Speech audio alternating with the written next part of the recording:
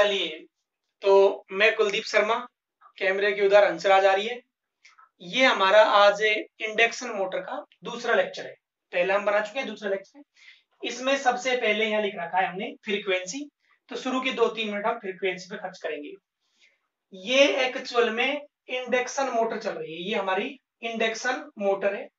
तो induction motor में सबसे पहले मोटर को हम वोल्टेज से कनेक्ट करते हैं। किसी भी मोटर को अगर हमें चलाना है तो मोटर को हम प्लग से कनेक्ट करते हैं।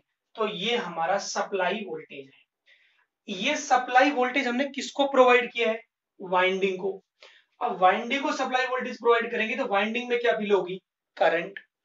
करंट के कारण एम्पियर टर्न, उसके कारण एमएमएफ और उसके कारण फ्लक्स। ये फ्लक्स अल्टरनेटिंग भी होगा और रोटेटिंग भी, ये हम चर्चा कर चुके हैं। हमारा टारगेट फ्रीक्वेंसी है। ये जो हमारा सप्लाई वोल्टेज है, ये वोल्टेज है एसी। तो ये इसके इस तरह से साइकिल है। ये हमारी सप्लाई फ्रीक्वेंसी है, यानी कि सप्लाई वोल्टेज की फ्रीक्वेंसी होती है। सप्लाई वोल्टेज की फ्रीक्वेंसी होती है। और ये जो हमारा स्टेटर है, इसका जो स्टेटर की जो वाइंडिंग है, प्राइमरी वाइंडिंग, उसमें जो फ्रीक्वेंसी होती है वो वही फ्रीक्वेंसी होगी जो सप्लाई वोल्टेज की फ्रीक्वेंसी होती है। मान लेते हैं ये सप्लाई वोल्टेज की फ्रीक्वेंसी 50 हर्ट्ज है, तो हमारी ये जो प्राइमरी वाइंडिंग है, इसमें जो करंट है उसकी फ्रीक्वेंसी भी कितनी होगी? 50 हर्ट्ज। मैं कहना क्या चाहता हूं, ये वोल्टेज और ये करंट, इसके 50 साइकिल हो गए। जैसे 1, 2, 3 और 4, ऐसे 50 साइकिल हो गए। फ्रीक्वेंसी का मतलब साइकिल पर सेकंड, यानी कि 1 सेकंड के अंदर कितने साइकिल हो गए? 50 साइकिल हो गए। अब मैं कहना क्या चाह रहा हूं, एक तो होती है स्टेटर के वोल्टेज की फ्रीक्वेंसी और एक होती है रोटर। और रोटर का भी क्या है? वोल्टेज। और वोल्टेज की भी क्या है? फ्रीक्वेंसी। अब हमने कल ये बात की थी कि जब ये फ्लक्स रोटेट करेगा, तो ये जो रोटर की वाइंडिंग है, एक्चुअल में ये रोड हमने दिख रखी है, इस रोटर की वाइंडिंग में क्या उत्पन्न होगा? ईएमएफ। और ईएमएफ के कारण क्या फील होगी? करंट। तो इस ईएमएफ की भी फ्रीक्वेंसी होगी। फ्रीक्वेंसी का मतलब positive cycle, negative cycle, positive cycle और नेगेटिव साइकिल। इसको बोलते हैं रोटर की फ्रीक्वेंसी। और वेरी वेरी इंपॉर्टेंट है, रोटर की फ्रीक्वेंसी एस और एफ होती है। एस का मतलब स्लिप और एफ का मतलब सप्लाई फ्रीक्वेंसी, यानी रोटर की फ्रीक्वेंसी एस एफ होती है। अब ये थोड़ा सा कचरा हो गया। मेरा जो है टारगेट है केवल फ्रीक्वेंसी है। मैं कहना ये चाहता हूं कि फ्रीक्वेंसी वोल्टेज की होती है, फ्रीक्वेंसी करंट की होती है। अब फ्रीक्वेंसी का मतलब है कि ये जो मेरा वोल्टेज है, मान लो 440 वोल्टेज है, ये वोल्टेज के इस तरह के 50 साइकिल होंगे, इस तरह के 50 साइकिल होंगे 1 सेकंड में। अब ये रोटर है, रोटर में ये रोड है, जो स्क्वायर गेज रोड, ये रोड भी वाइंडिंग का काम कर रही है। इसमें क्या उत्पन्न होगा? ईएमएफ। उस ईएमएफ की भी क्या होगी? फ्रीक्वेंसी। इस तरह से क्या होगी? साइकिल। वेरी वेरी इंपॉर्टेंट है। अब एग्जाम में क्या आता है, हमने पहले चर्चा की थी बिल्कुल स्टार्टिंग में, वेरी वेरी इंपॉर्टेंट है, स्टार्टिंग में स्लिप का मान क्या होता है? 1। Very important. अगर स्टार्टिंग में स्लिप का मान 1 होता है तो रोटर की फ्रीक्वेंसी बराबर क्या होगी? आपका सप्लाई फ्रीक्वेंसी, क्योंकि स्लिप का मान क्या हो जाएगा? 1। तो रोटर की फ्रीक्वेंसी और सप्लाई फ्रीक्वेंसी बराबर होगी। कब? स्टार्टिंग में। डन और नॉट डन? अच्छा, अगर मतलब रनिंग कंडीशन की बात करें, नॉर्मल रनिंग की, तो आपको पता है एस और एफ, स्लिप का मान कम होता है। मान लो जैसे हमने 4% मान लिया तो स्लिप होगी हमारी 0.04 और फ्रीक्वेंसी कितनी होगी? 50 हर्ट्ज। तो रोटर की फ्रीक्वेंसी कितनी होगी? 2 हर्ट्ज। यानी कि रोटर की जो फ्रीक्वेंसी है वो कम होती है। कम होती है का मतलब जो वोल्टेज है इसके कम साइकिल होते हैं। 2 हर्ट्ज का मतलब ये है 1 सेकंड में केवल 2 साइकिल, जैसे 1 और ये आपका कितना होगा? 2। 1 सेकंड में यहाँ केवल 2 साइकिल है, जबकि यहाँ 1 सेकंड में कितने हैं? 50 साइकिल। तो ये हमने बात की है फ्रीक्वेंसी की। यस, चलिए, तो अभी हम टाइम जो खर्च करेंगे वो टॉर्क पर खर्च करेंगे। तो हम ये देखते हैं पहले टॉर्क क्या है और क्यों हमारी चर्चा में आ रहा है। तो सबसे पहले जिस बात को हम कई बार कह चुके हैं कि भाई मोटर पर हम वोल्टेज अप्लाई करेंगे, मोटर पर हम वोल्टेज अप्लाई करेंगे, मतलब मोटर को हम बिजली से कनेक्ट करेंगे। तो मोटर की जो वाइंडिंग है उसमें एकदम बढ़िया क्या बहेगी? करंट। मतलब ये जो मेरी वाइंडिंग है जो कि स्टार में है, जो वाइंडिंग 3 फेज की है, जो वाइंडिंग प्राइमरी है, इस वाइंडिंग में एकदम बढ़िया क्या फील होगी? करंट। यानी कि इस वाली वाइंडिंग में एकदम बढ़िया क्या फील हो रही है? करंट। अब मुझे ये पता है अगर इस वाइंडिंग में करंट फ्लो होगी, मैंने अपनी मर्जी से मान लिया कि इस वाइंडिंग में फ्लो होने वाली करंट 10 एम्पियर है और इसमें टोटल 20 मान लो क्या है टर्न। इन दोनों को मल्टीप्लाई करेंगे तो 200 क्या हो गया ampere turn. Ampere turn unit होती है एमएमएफ की और उसके कारण आता है मैग्नेटिक फ्लक्स। मैं कहना ये चाहता हूं वोल्टेज के कारण करंट आता है, उसके कारण एम्पियर टर्न, उसके कारण एमएमएफ और उसके कारण मैग्नेटिक फ्लक्स। एकदम बढ़िया। यहाँ पर मैग्नेटिक फ्लक्स घूम रहा है सिंक्रोनस स्पीड से, मतलब ये जो रोटर है इसके चारों तरफ मैग्नेटिक फ्लक्स घूम रहा है।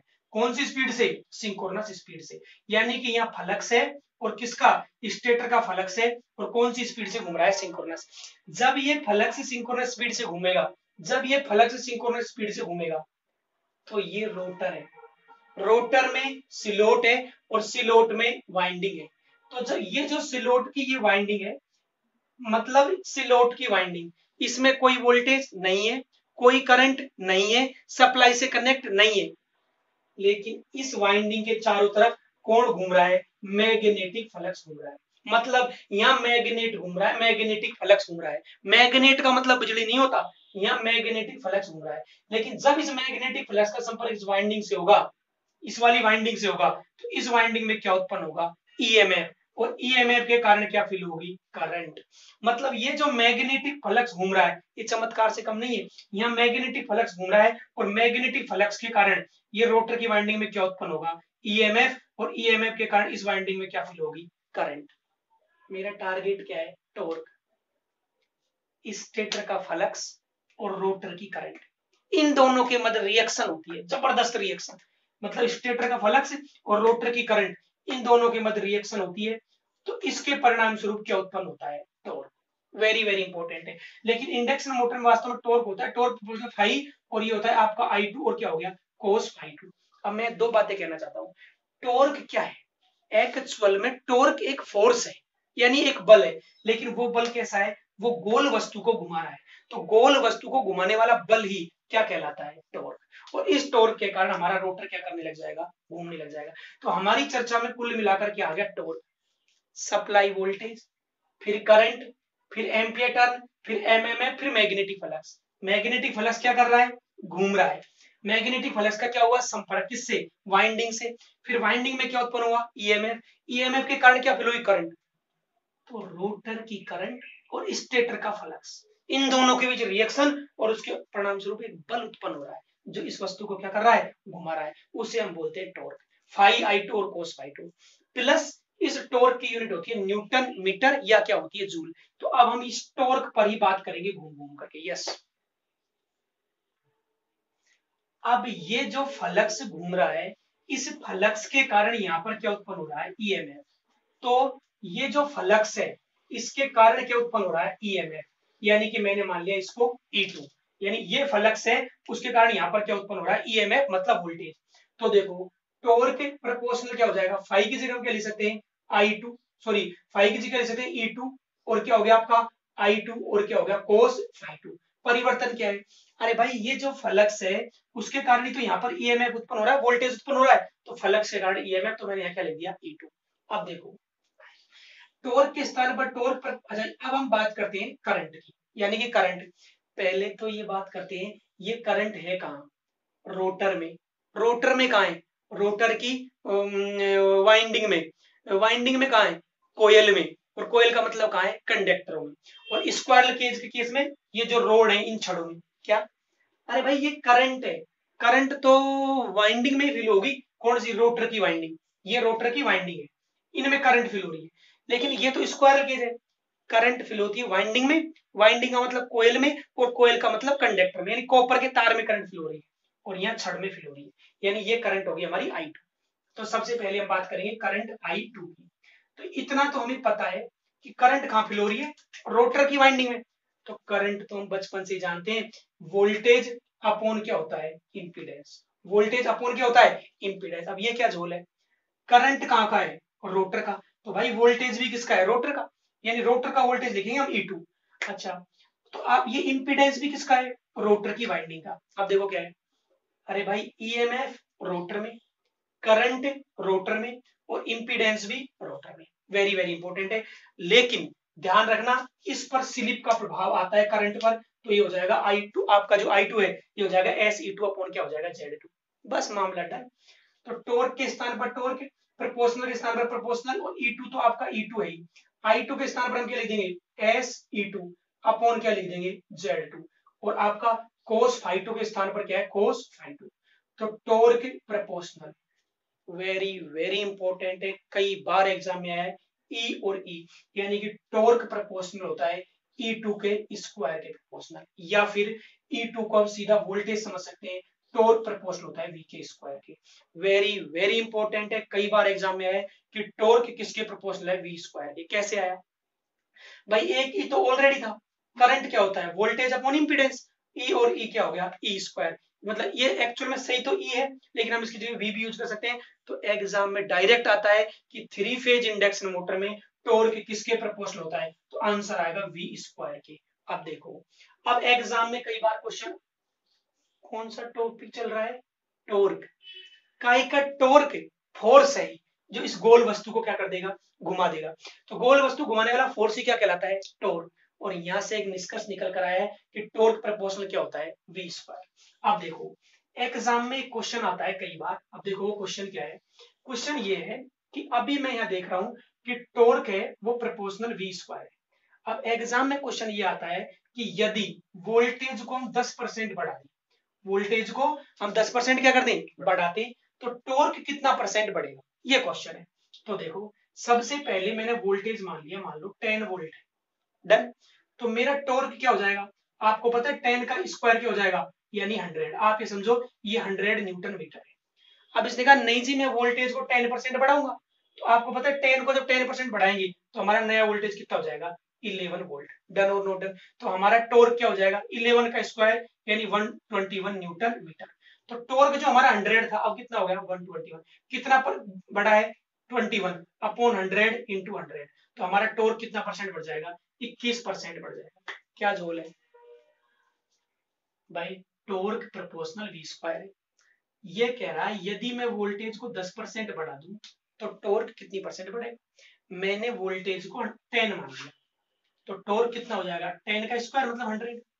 अब कह रहा है मैं वोल्टेज को 10% बढ़ा दूं, तो भाई 10 को जब आप 10% बढ़ाओगे तो 11 वोल्टेज हो जाएगा।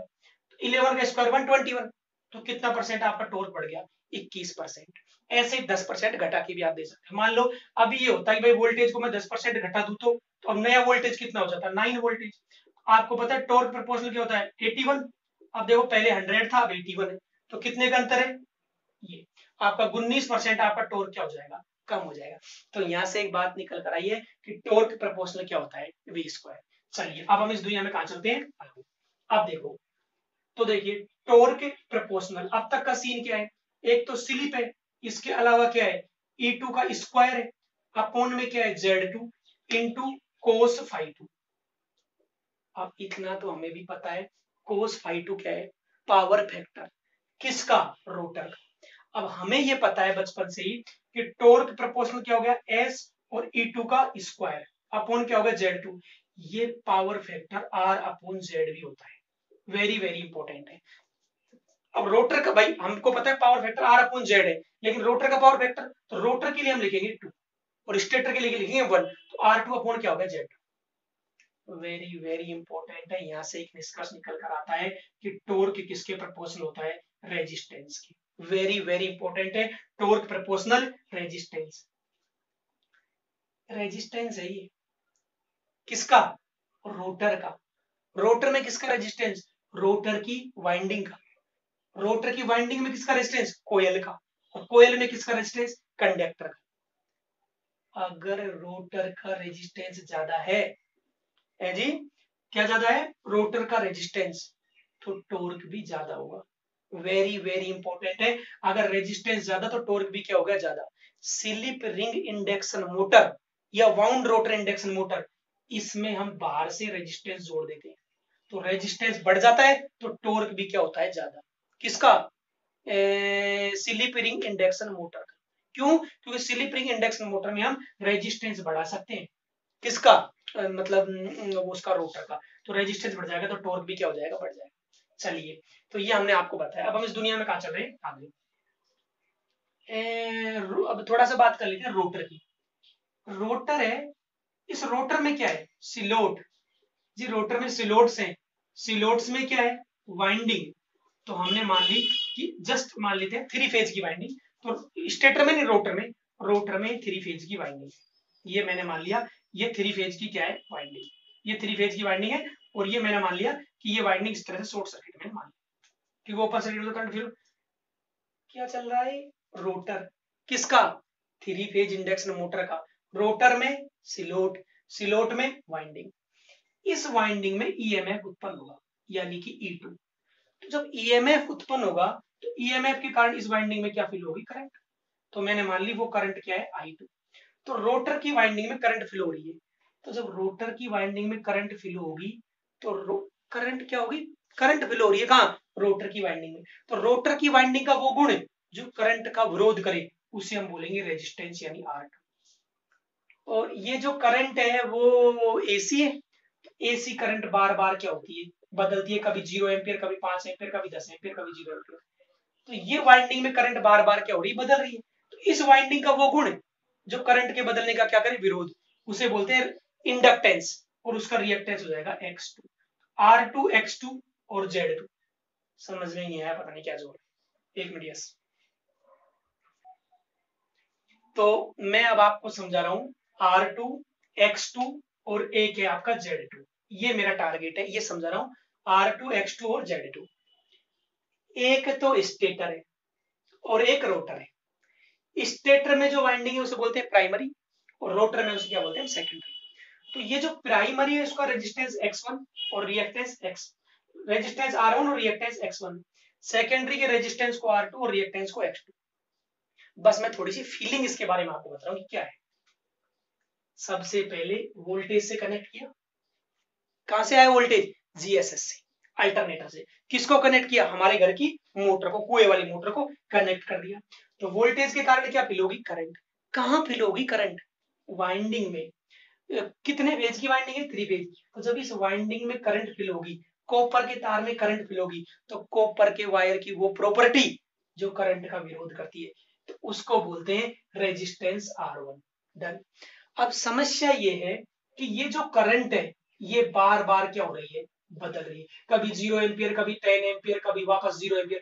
तो भाई जो हमारे मोटर है वो है ही मोटर एसी, जीएसएस से जो बिजली आ रही है वो है ही एसी, उसका मान, करंट का मान बार बार बदल रहा है। जब पहाड़ पर चढ़ेंगे तो जमीन से हर पॉइंट पर हमारी ऊंचाई अलग है, तो वो वोल्टेज जिसका मान, वो करंट जिसका मान बार बार बदलता है उसे हम बोलते हैं एसी करंट।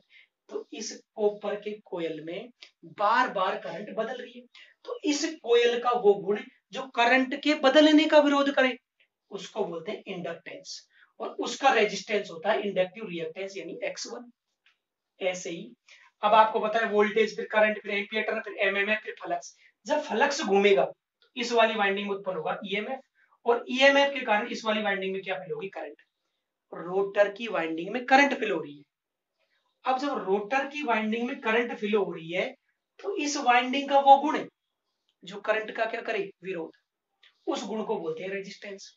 अब हमें ये पता है ये करंट बार बार क्या हो रही है, बदल रही है, तो ये सेकेंडरी वाइंडिंग में करंट बदल रही है, तो वाइंडिंग का वो गुण जो करंट के बदलने का विरोध करे उसको बोलते हैं इंडक्टेंस, और उसका रेजिस्टेंस होता है इंडक्टिव रिएक्टेंस। तो ये जो Z2 है ये इंपीडेंस है किसका, रोटर की वाइंडिंग का। इंपीडेंस क्या होता है, resistance plus reactance. Very very important है ये बताता है काल्पनिक को, इमेजिनरी को। रोटर की वाइंडिंग में ईएमएफ उत्पन्न हुआ, रोटर की वाइंडिंग में करंट फ्लो हो रही है, करंट का विरोध करने वाला रेजिस्टेंस, और करंट के बदलने का विरोध करने वाला रिएक्टेंस। अब एग्जाम में आ जाए, मान लो कि इसका रेजिस्टेंस मान लो 6 ओम है और इसका रिएक्टेंस मान लो हमने मान लिया 8 ओम, तो इसका इंपीडेंस कितना होगा, ध्यान रखना, वेरी वेरी इंपॉर्टेंट है। इंपीडेंस बराबर होता है अंडर रूट R2 का स्क्वायर प्लस X2 का क्या है, स्क्वायर। तो आपको पता है 6 का क्या हो जाएगा 36, और 8 का क्या हो जाएगा 64, यानी कितना हो जाएगा आपका 10 ओम। रेजिस्टेंस की यूनिट ओम, रिएक्टेंस की ओम, और इंपीडेंस की भी ओम। यस, टॉपिक क्या चल रहा है, टॉर्क। और टॉर्क में क्या आ गया, रेजिस्टेंस, रिएक्टेंस और इंपीडेंस। और देसी बात है ये वाइंडिंग जिसमें करंट फिल हो रही है, अरे भाई देसी बात है, जब वाइंडिंग में करंट फिल होगी तो वाइंडिंग का गुण जो करंट का विरोध करे उसे रेजिस्टेंस, करंट के बदलने का वो रिएक्टेंस, और दोनों इंपीडेंस। Yes yes. चलिए, तो ये टॉर्क का ये वाले फॉर्मूले को हम देख चुके हैं, phi I two cos phi two. अब कुल मिलाकर torque proportional E2 S E2 upon Z2 और power vector R2 upon Z2। तो टॉर्क प्रोपोर्शनल S E2 का स्क्वायर R2 अपॉन Z2 का स्क्वायर हो गया। Z2 इंपीडेंस है, अभी हमने आपको बताया ये होता है अंडर रूट R2 का स्क्वायर प्लस ये X2 डैश का स्क्वायर है। अब ये X2 डैश को थोड़ा सा हम देख लेते हैं। रोटर की वाइंडिंग, उसमें करंट बदल रही है, तो करंट के बदलने का जो विरोध करने वाला गुण है वो इंडक्टेंस है, और उसका रेजिस्टेंस इंडक्टिव रिएक्टेंस है। अब हम जानते हैं x बराबर होता है 2 पाई f और l, लेकिन रोटर का रिएक्टेंस है तो रोटर की फ्रीक्वेंसी आएगी, तो हमने लिख दिया 2 पाई और रोटर की फ्रीक्वेंसी लिख दिया हमने एस एफ लिख दिया, l के स्थान पर तो s आ गया बाहर 2 पाई एफ एल, तो ये 2 पाई एफ एल होता है x2, तो यहाँ लिख दिया हमने s और x2, यानी कि ये जो x2 डैश है इसकी जगह हमने क्या लिख दिया s और x2। तो देखो Z2 बराबर होता है अंडर रूट R2 का स्क्वायर प्लस X2 डैश का स्क्वायर, इसका भी स्क्वायर तो ये अंडर रूट हट जाएगा, यानी R2 का स्क्वायर प्लस X2 डैश का स्क्वायर हो गया। Z2 का स्क्वायर बराबर R2 प्लस ये X2 डैश है, इसकी जगह हमने S और X2, x का s का स्क्वायर और x2 का क्या हो गया स्क्वायर, तो ये हमारी टॉर्क की इक्वेशन आ गई, यानी कि टॉर्क प्रोपोर्शनल हो गया s E2 का स्क्वायर R2 अपॉन R2 का स्क्वायर प्लस s का स्क्वायर और x2 का स्क्वायर, ये हमारी टॉर्क की इक्वेशन हो गई। अब हम कुछ नई बातें कर लेते हैं। क्या नई बातें करने हैं? देखो ये जो वोल्टेज है ना E2 ये रहता है कांस्टेंट, मान लेते हैं ना तो बढ़ता है ना ये घटता है, तो हमारे टॉर्क का फॉर्मूला क्या हो गया, ये एक्चुअल फॉर्मूला ये है पर हम कुछ और कर रहे हैं। तो पहले हम बात कर लेते हैं कि टॉर्क प्रोपोर्शनल, अच्छा कई बार एग्जाम में क्वेश्चन ये आता है, वेरी वेरी इंपॉर्टेंट है, हम देख लेते हैं। जैसे एक हम आपको जनरल केस लेकर चल रहे हैं कि टॉर्क प्रोपोर्शनल, ये जो ऊपर वाली वैल्यू है ना इसको मैंने अपनी मर्जी से वैसे ही 100 मान लिया, अपनी मर्जी से वैसे ही कि ऊपर वाली संपूर्ण वैल्यू 100 है, और ये जो नीचे वाली वैल्यू है इसको मान लिया मैंने 10। तो अब आप ये बताइए टॉर्क कितना आया, 10। ठीक, अगले केस में मैंने क्या किया, टॉर्क प्रोपोर्शनल, ये ऊपर वाली जो वैल्यू है इसको मान रहा हूं मैं 100 और नीचे मान लिया मैंने 5। तो अब हमारा टॉर्क कितना हो गया 20, ये हमारा 20 हो गया। इसके बाद में टॉर्क प्रोपोर्शनल 100, मैंने ये मान लिया कि जो नीचे वाली वैल्यू है ये कितना है 2, तो टॉर्क कितना हो गया 50। मुझे बात समझ में आ रही है, टॉर्क बढ़ रहा है, टॉर्क क्या हो रहा है बढ़ रहा है, कब, जब नीचे वाली वैल्यू कम है। तो अगर मैं नीचे वाली वैल्यू को 0 मान लूं तो टॉर्क क्या होगा मैक्सिमम, ये समझाने के लिए। तो अगर मैं मैक्सिमम टॉर्क की बात करूं कि टॉर्क मैक्सिमम क्या कहा मैंने 1052, तो मेरा टॉर्क बढ़ गया। तो अगर ये नीचे वाली वैल्यू कम हो जाए तो टॉर्क मैक्सिमम हो जाएगा। तो मैंने क्या किया है, नीचे वाली वैल्यू कम है यानी मैंने समझाने के हिसाब से मान लिया कि नीचे वाली वैल्यू 0 ही मान लेते हैं, डिनोमिनेटर हमने क्या मान लिया 0, क्योंकि अगर हम डिनोमिनेटर 0 रखेंगे तो टॉर्क क्या हो जाएगा अनंत। तो देखो समझाने के हिसाब से R2 का स्क्वायर बराबर क्या हो गया S का स्क्वायर और X2 का स्क्वायर, यह माइनस आएगा उसे हमने छोड़ दिया, तो देखो R2 बराबर क्या हो जाएगा S और X2, वेरी वेरी इंपॉर्टेंट। और अगर हम बात करें R2 बराबर, इस स्टार्टिंग में स्लिप का मान 1 होता है, तो R2 बराबर क्या है X2, ये मैक्सिमम स्टार्टिंग टॉर्क की कंडीशन है। और नॉर्मली S बराबर R2 upon X2, R2 upon X2, ये मैक्सिमम टॉर्क के लिए स्लिप है। क्या जोल कर दिया भाई, टॉर्क बढ़ रहा है, डन, टॉर्क बढ़ रहा है, लेकिन कब, जब ये नीचे ये जो डिनोमिनेटर है 1052, जब डिनोमिनेटर कम हो रहा है, अरे हम तो 0 मान लिए तो अनंत हो जाएगा ही, तो हमने इन दोनों को बराबर क्या मान लिया 0, समझने के लिए। तो प्लस है तो इधर अगर माइनस उसको हमने छोड़ दिया, ये तीनों खत्म, R2 बराबर SX2, इस स्टार्टिंग में स्लिप का मान 1 होता है, तो R2 बराबर होगा X2, ये मैक्सिमम स्टार्टिंग टॉर्क की कंडीशन है। और S बराबर R2 अपॉन X2, ये टॉर्क मैक्सिमम होने की कंडीशन है। डन और नॉट डन, चलिए यस। चलिए अब हम आपको ये बता रहे हैं, चल रहा है प्रोग्राम टॉर्क का, लेकिन एक बार हम स्लिप की चर्चा करते हैं। स्लिप बराबर ns माइनस एन अपॉन क्या होता है ns। एकदम बढ़िया हमारी मोटर चल रही है और मैंने ये मान लिया कि जो रोटर है उसकी स्पीड कितनी है 1440 आरपीएम है, तो हमारी स्लिप कितनी होगी 60 अपॉन कितना हो गया 1500। तो आप ये समझो 1500 का चक्कर समझो कांस्टेंट है, यानी हमारी स्लिप 60 आप समझे अभी हल्की फुल्की, मतलब 60 अपॉन 1500। अब धीरे धीरे हमने क्या किया, मोटर पर लोड बढ़ा दिया। मतलब ये हमारी जो मोटर है, मोटर का जो रोटर है उस पर जो लोड लगा हुआ है, उस लोड को हमने क्या कर दिया, बढ़ा दिया। तो देखो सिंक्रोनस स्पीड तो 1500 है, अपॉन भी क्या है 1500। अगर हम लोड बढ़ाएंगे तो रोटर की स्पीड क्या होगी, कम होगी। तो मान लो ये स्पीड कितनी हो गई आपकी 1400, तो आपकी अब स्लिप कितनी हो गई 100 अपॉन क्या हो गया 1500।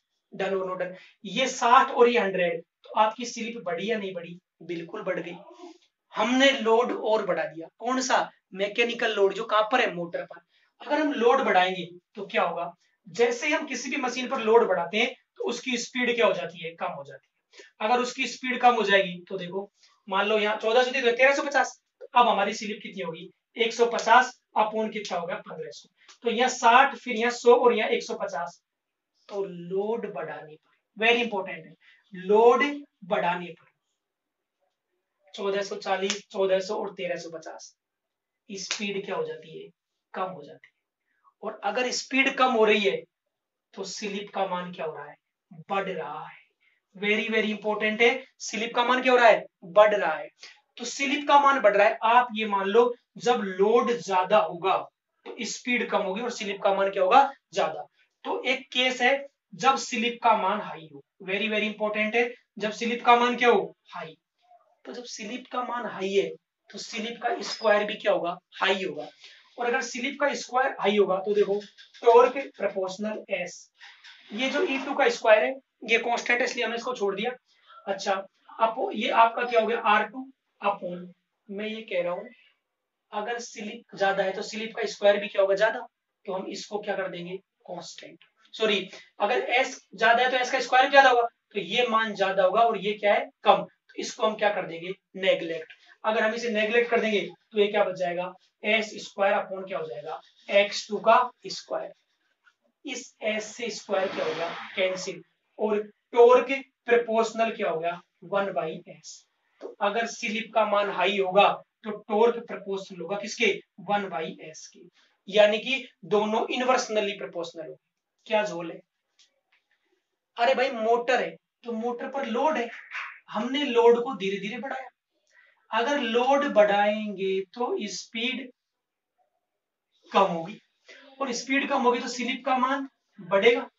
अब मैं कह रहा हूं स्लिप का मान हाई है तो भाई स्लिप का स्क्वायर भी क्या होगा, ज्यादा। अब स्लिप का स्क्वायर ज्यादा है तो मैंने इसको क्या कर दिया, नेग्लेक्ट। एस स्क्वायर और x2 का स्क्वायर, एस एस से स्क्वायर कैंसिल, तो टॉर्क प्रोपोर्शनल 1/s, यानी कि दोनों क्या हो गए, इनवर्सनली प्रोपोर्शनल हो। Very very important. अब दूसरा केस, मान लेते हैं अगर हम लोड को क्या करेंगे, कम करेंगे, यानी कि धीरे धीरे लोड घटाएंगे।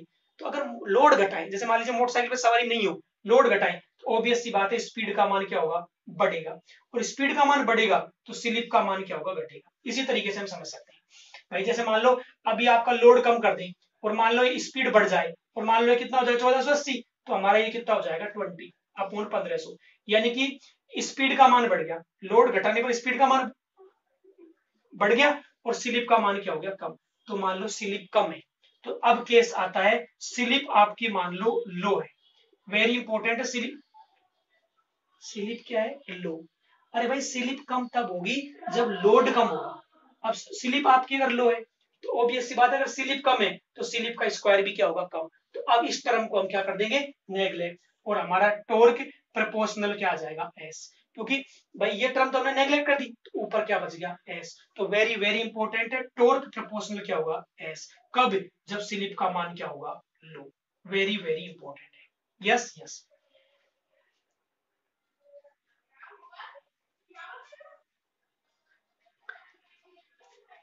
चलिए, तो ये हमने कंक्लूजन या निष्कर्ष लिखा है।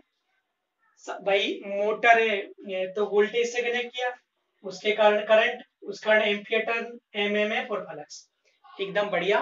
फ्लक्स घूम रहा है सिंक्रोनस स्पीड से, ये हमारा रोटर है, इसमें ईएमएफ उत्पन्न होगा और ईएमएफ के कारण क्या फ्लो होगी, करंट। अरे भाई स्टेटर में भी वाइंडिंग है और रोटर में भी वाइंडिंग है, दोनों में वोल्टेज है तो दोनों के वोल्टेज की फ्रीक्वेंसी होगी। स्टेटर में जो वाइंडिंग है उसकी जो फ्रीक्वेंसी है वो सप्लाई फ्रीक्वेंसी के बराबर होगी, जबकि रोटर में जो वाइंडिंग है उसकी जो फ्रीक्वेंसी है वो एस इंटू सप्लाई, ये सप्लाई फ्रीक्वेंसी, एस का मतलब स्लिप और एफ एस का मतलब सप्लाई फ्रीक्वेंसी। स्टार्टिंग में स्लिप का मान 1 होता है, तो रोटर की फ्रीक्वेंसी और स्टेटर की फ्रीक्वेंसी बराबर होती है। नॉर्मल कंडीशन में आपको पता है स्लिप का मान 0.04 मान लिया हमने, इसको मल्टीप्लाई करेंगे तो 200, यानी बहुत ही कम। रोटर की फ्रीक्वेंसी सप्लाई फ्रीक्वेंसी से कम होती है, और फ्रीक्वेंसी कम है ना तो एडी करंट और हिस्टैरिसीस लॉस भी कम होता है रोटर में, इसलिए रोटर के आयरन लॉस को नेग्लेक्ट कर देते हैं। टॉर्क, वो फोर्स जो इस रोटर को घुमाएगा, यूनिट न्यूटन मीटर या क्या होती है, जूल। हमने आपको बताया torque proportional phi I two और कोस फाई टू, फाई के कारण आता है E2, I2 और कोस फाई टू, ये तो पावर का ही फॉर्मूला हो गया, तो टॉर्क पावर के समान है। फिर हमने लिखा E2 करंट होगी SE2 अपॉन Z2 और कोस फाई टू, E2 और E2 का स्क्वायर। वेरी वेरी इंपॉर्टेंट है, इंडक्शन मोटर में टॉर्क वोल्टेज के स्क्वायर के प्रोपोर्शनल होता है, टॉर्क वोल्टेज के स्क्वायर के प्रोपोर्शनल होता है, और हमने देखा था 10% बढ़ाकर और 10% घटाकर, अगर 10% बढ़ा देंगे तो टॉर्क 21% बढ़ जाएगा, और 10% घटा देंगे तो 19% घट जाएगा। वेरी वेरी इंपॉर्टेंट है।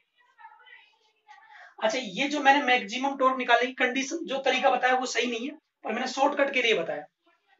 तो जब हमने इसको सोल्व किया तो R2 बराबर क्या हो गया, S और X2, ये मैक्सिमम टॉर्क की कंडीशन है। इस स्टार्टिंग में स्लिप का मान 1, तो मैक्सिमम स्टार्टिंग टॉर्क की कंडीशन है R2 बराबर X2। ये R2 क्या है, रेजिस्टेंस काय का, रोटर की वाइंडिंग का। X2 क्या है, रिएक्टेंस किसका, रोटर की वाइंडिंग। S यानी कि S, R2 अपॉन क्या हो गया, X2। लोड बढ़ने पर, मोटरसाइकिल में मान लो 3 की जगह 4 सवारी बैठते हैं, लोड बढ़ने पर स्पीड कम होती है, काय की, रोटर की। रोटर की स्पीड कम होती है तो स्लिप का मान बढ़ता है। कैसे, 1440 और फिर 1400, यानी स्पीड कम हो गई, तो देखो 1500 में 1440 जाएगा तो 60, और यहाँ आ गया 100, यानी स्लिप का मान बढ़ रहा है। अगर स्लिप ज्यादा है, हाई है, तो स्लिप का स्क्वायर भी ज्यादा होगा, और हम इसको क्या कर देंगे, नेग्लेक्ट। ये देखो, तो एस अपॉन एस स्क्वायर, इससे स्क्वायर कैंसिल, ये जो स्लिप और टॉर्क इनवर्सनली प्रोपोर्शनल होगी अगर स्लिप का मान हाई है तो।